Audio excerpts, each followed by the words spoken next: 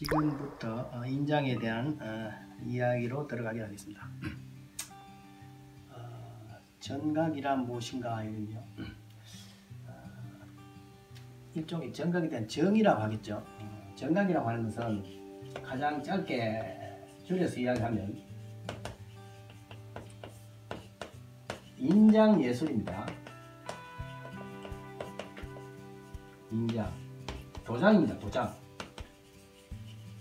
인장을 예술적 관점에서 이야기할 때 우리는 전각이라고 이야기합니다. 자, 그러면 결과적으로 인장의 예술적 관점이 전각이기 때문에 정각의 이해라는 것은 결과적으로 인장은 어떤 것이냐를 아는 것이 관건이 됩니다. 인장이 뭐냐 하는 것을 아는 게 중요한 거죠. 인장이 무엇이며 그것이 어떻게 예술적으로 예술화되었느냐를 공부를 하는 것이죠. 그래서 인장이 뭐냐면요. 자,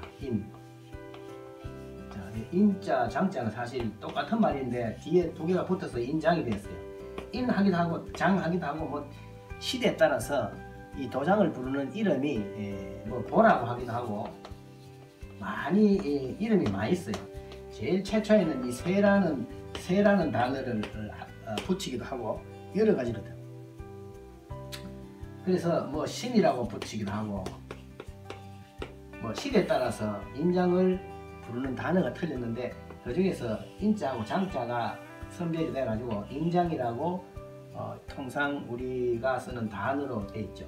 그래서 이 인장이란 무엇이냐 이런 것을 아는 게 중요합니다. 그래서 이 인장은 사실 우리 인류가 이렇게 놓은 모든 문화유산 중에서 남녀노소 동서고금을 통해서 가장 보편적인 물건이 뭐냐를 한번 생각해 보면 이 인장만한 게 없다는 사실입니다. 인장만은 세상에 뭐 너무나 많은 이 물건들이 있는데 그 중에서 누구라도 꼭 하나씩은 가져 있어야 되는 것이 뭐냐 하면 인장이라는 거예요. 여러분 가만히 한번 생각해 보세요. 이 세상에 난 어떤 사람도 인장은 다 필요하다는 사실이에요. 이건 사회생활에 필수 불가결하다는 것입니다. 굉장히 우리 인간 생활에 중요한 것이랬다 하는 것입니다. 이 인장은 말하자면 사회생활에 사회라는 것은 무엇입니까? 사람이 두 사람 이상 모이면 사회가 되는 거죠. 그런 사회생활에 가장 필수 불가결하게 필요한 것이 인장이라는 것이. 그래서 인류 문화의 출발과 더불어서 인장이 사용되어 왔다 하는 것입니다. 그렇게 그러한 인장들이 어떻게 해서 예술화되었느냐를 한번 알아는 봐야 되겠다는 거예요.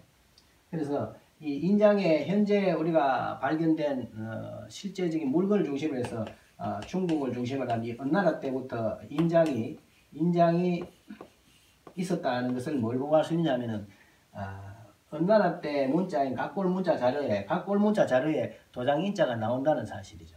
도장인자가 나온다는 것은 도장을 사용했다는 이야기죠. 그래서 인자가 보면 각골문에 보면 이렇게 돼 있어요. 이렇게 돼 있습니다. 이거는 뭐냐면 손톱조에다가 부절절을 남기거든요. 이 부절절자는 이거는 사실은 권력을 이야기하는 거예요. 권리. 그런 뜻이에요. 이 부절절입니다. 정명서예요. 이 뜻이고 이거는 이제 사람의 손입니다. 사람의 손.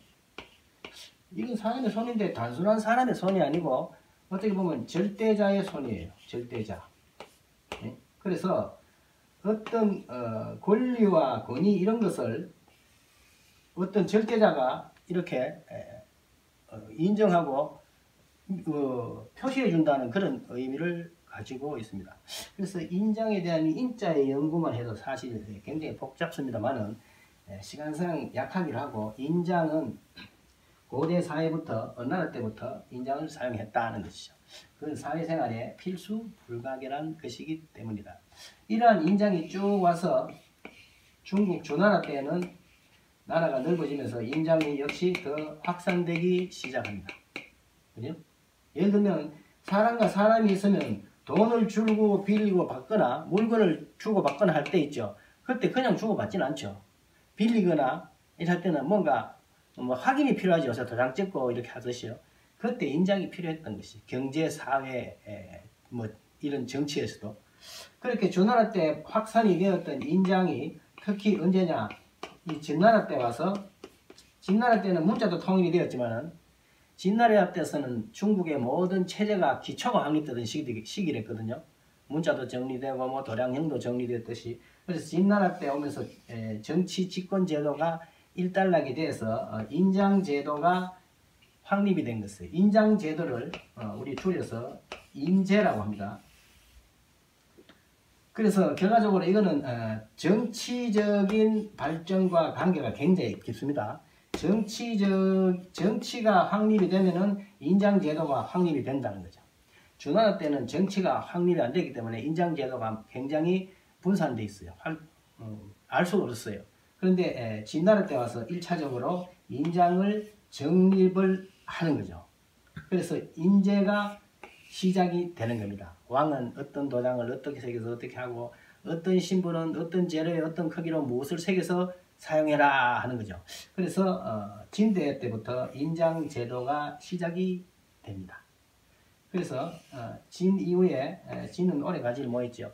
한나라 때 와서 인장 제도가 결정적으로 꽃을 피우게 됩니다. 왜냐? 그것은 첫째, 한나라에 와서 인장제도가 예술적으로 큰 발전을 하는 이유는 첫째는 정치제도의 확립에 따른 인장의 보급입니다. 보급. 그죠? 정치가 왕으로부터 말단 지금까지 많은 단계를 거쳐서 이렇게 내려온다는 것은 결과적으로 인장을 발급하는 거예요. 인장을. 그죠? 그러니까 인장제도가 정치적인 제도의 확립은 인장제도의 확립과 굉장히 필수 불가결한 관계를 가지고 있습니다. 그래서 한나라 때 정치적인 확립이 많은 인장의 제작과 보급에 큰 역할을 하였다는 거예요. 그게 첫 번째 배경이고, 두 번째는 예술적으로 어떠냐는 거지. 한나라 때 인장이 왜 예술적으로 엄청난 큰 발전을 최고봉에 이르렀냐는 거예요. 이것은 인면에 새겨진 글꼴이 전서가 가지고 있는 회화적 아름다움에다가 예서가 간략하게 조금 간략화된 이 예서가 복합되어 있다는 사실이 한나라 때는 우리가 예서에서 이야기했던 바와 같이 전서에서 예서의 교체 시기거든요. 그래서 전서와 예서의 두 장점을 취할 수 있는 그런 시기입니다. 그래서 전서와 예서가 잘 조화롭게 인장에 들어가 있어 가지고 예술적인 완성을 보는 시기라고 볼 수 있어요. 그래서 한나라 때 인장 예술을 최고로 치는 것입니다. 그 전보다도 그 후에 어느 때보다도 가장 예술적으로 완성된 시기가 한나라이고, 그러한 한나라의 인장을 일러서 우리는 한인이다 이렇게 이야기합니다. 그래서 인장을 연구하는 예술과 학술적으로 할 때 가장 중심적인 되는 영역을 한대의 인장을 중심으로 다루고 있습니다. 자, 그래서 한대의 인장 예술을 우리는 인장을 공부하는데 가장 기본적인 핵심으로 삼아야 된다는 것을 여러분이 잘 알고 있습니다. 자, 이렇게 한나라 때 최고봉 이뤘던 예술적 관심이 한나라 이후 삼국시대 때부터는 급격히 쇠락을 합니다. 예술적으로. 정치적인 사용은 그대로 하는데 예술적인 수준이 뚝 떨어진다는 거죠. 왜 그렇습니까? 전서와 예서를 점점 사용하지 않기 때문에 그렇습니다. 삼국시대 때는 제가 해서의 역사에서 얘기했지만 삼국시대 이후부터는 전예가 사용되지 않고 해행초로 발전하는 거죠.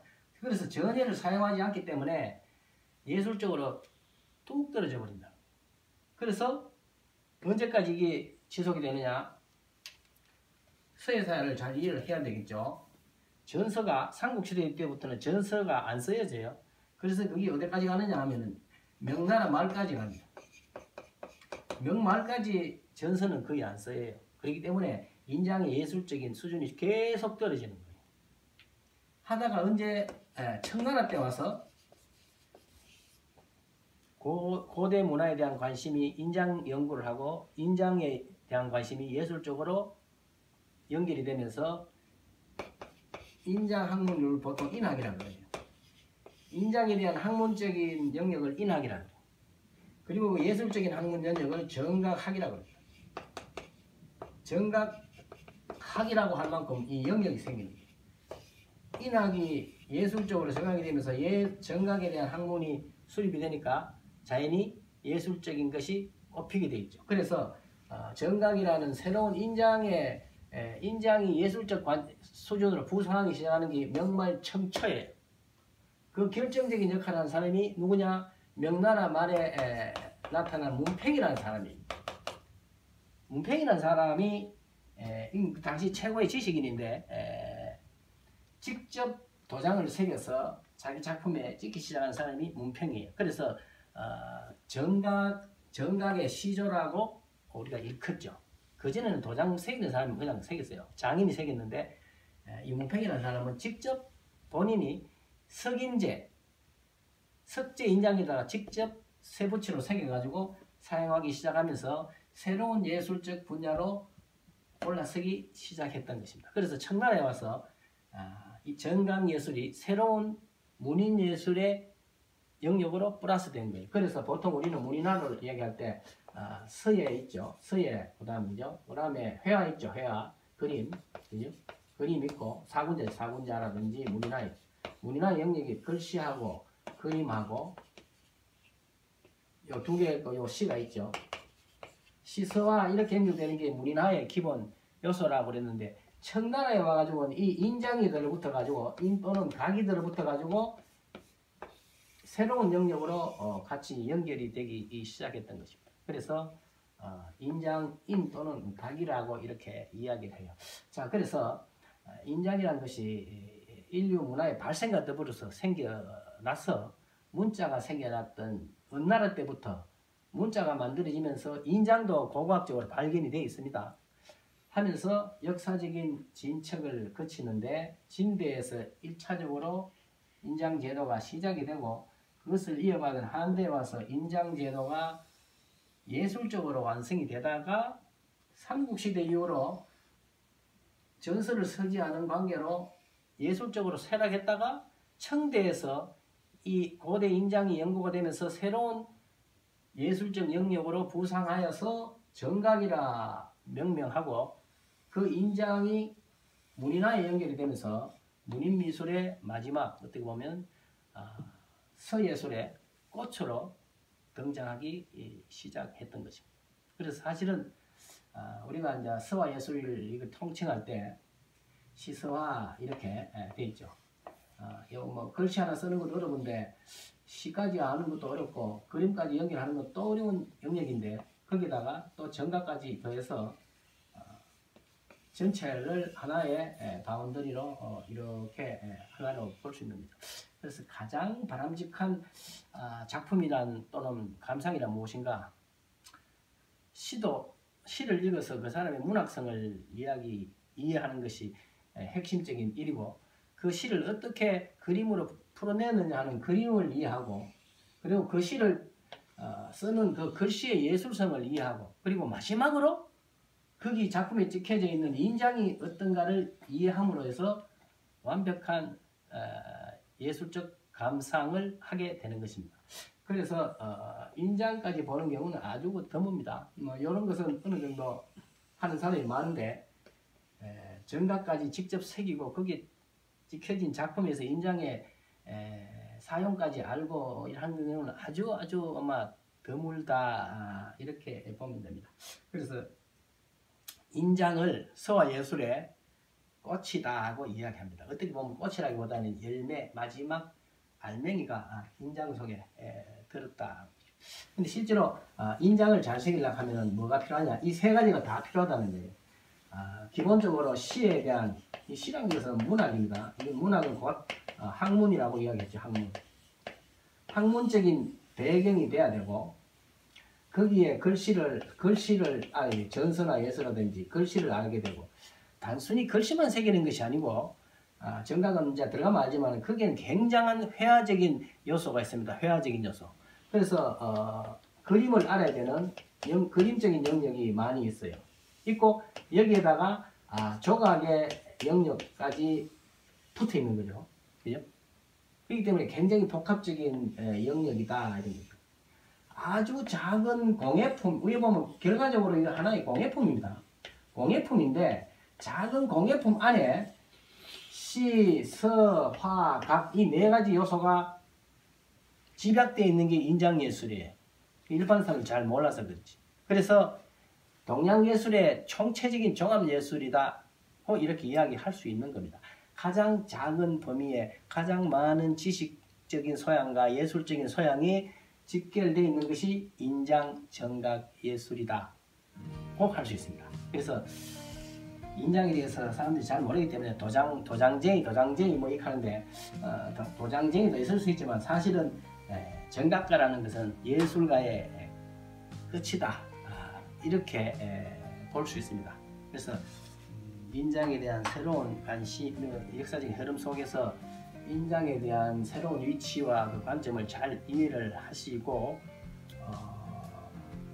글씨와 그림 같이 공부를 하면서 좀 고차원적인 정각 예술의 이해와 표현이 될 수 있도록 여러분들이 마음을 가지고 공부를 해주면 좋겠다 하는 이런 생각을 합니다. 오늘은 인장에 대한 아주 개괄적인 이야기만 한 거로 하겠습니다.